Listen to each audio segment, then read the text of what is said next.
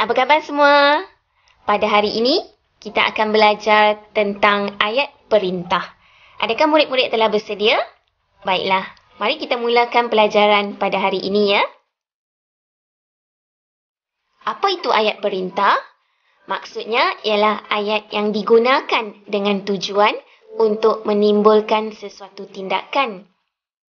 Kita boleh beri perintah, suruhan, ajakan, menyatakan keinginan kita, harapan atau larangan melakukan sesuatu. Contohnya, kita boleh gunakan kata perintah, ambil, jangan, sila, tolong dan sebagainya. Kata perintah ini boleh mengandungi partikel lah di bahagian belakang. Contohnya, ambillah, janganlah, silalah, tolonglah dan sebagainya. Ayat perintah terbahagi kepada 4. Yang pertama, ayat suruhan. Kedua, ayat silaan. Ketiga, ayat permintaan. Dan keempat, ayat larangan. Mari lihat ayat yang pertama, iaitu ayat suruhan. Ayat ini digunakan untuk menyuruh atau memberi arahan kepada seseorang. Ayat ini mengkehendaki orang kedua melakukan sesuatu. Contoh yang pertama, buang sampah ke dalam tong sampah. Kedua, cuci kasut sekolah sehingga bersih. Dan contoh yang ketiga, pandu kereta dengan berhati-hati. Mari kita lihat pula contoh yang kedua, ayat silaan. Ayat ini digunakan untuk mempersilakan atau menjemput seseorang. Ayat silaan boleh dikenal pasti menggunakan perkataan sila dan jemput. Kata silaan ini boleh menerima partikel lah ya bagi menghaluskan perintah.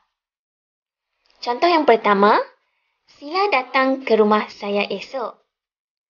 Yang kedua, jemput masuk ke dalam rumah saya.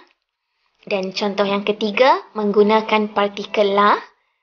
Jemputlah makan kuih yang ibu saya buat. Mari lihat pula ayat yang ketiga, iaitu ayat permintaan.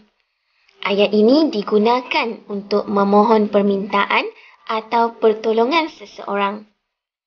Ayat permintaan ini menggunakan kata permintaan seperti minta dan tolong. Contoh yang pertama, minta Tuan benarkan kami masuk. Contoh kedua, tolong tutup suis kipas dan lampu. Dan contoh ketiga yang menggunakan partikel lah, tolonglah bersihkan kelas sebelum pulang ke rumah. Mari lihat pula ayat yang terakhir, iaitu ayat larangan. Ayat ini digunakan untuk melarang atau menegah seseorang melakukan sesuatu. Ayat larangan ini boleh dikenal pasti menggunakan kata larangan seperti jangan dan usah. Ayat larangan boleh dilembutkan ya dengan menggunakan partikel lah. Contoh yang pertama, jangan buang sampah di atas lantai. Contoh kedua, jangan merokok di tempat awam. Dan contoh yang ketiga menggunakan partikel lah, usahlah menangis lagi. Baiklah, cikgu harap murid-murid faham tentang apa yang telah kita belajar pada hari ini, iaitu berkaitan ayat perintah. Semoga murid-murid dapat menjawab soalan dengan betul. Selamat mencuba. Jumpa lagi ya. Bye.